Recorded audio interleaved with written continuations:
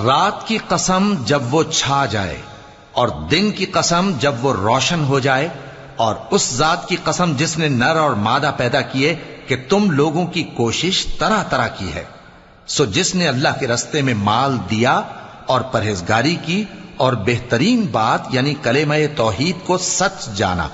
تو اس کو ہم آسان طریقے کی توفیق دیں گے، اور جس نے بخل کیا اور بے پرواہ بنا رہا اور بہترین بات کو جھوٹ سمجھا، تو ہم اسے رفتہ رفتہ سختی میں پہنچا دیں گے، اور جب وہ دوزخ کے گڑھے میں گرے گا تو اس کا مال اس کے کچھ بھی کام نہ آئے گا۔ یقیناً راہ دکھا دینا ہمارا ذمہ ہے، اور بے شک آخرت اور دنیا ہماری ہی ملکیت ہیں۔ سو میں نے تم کو بھڑکتی آگ سے خبردار کر دیا ہے، اس میں وہی داخل ہوگا جو بڑا بدبخت ہے، جس نے جھٹلایا اور منہ پھیرا، اور جو بڑا پرہیزگار ہے وہ اس سے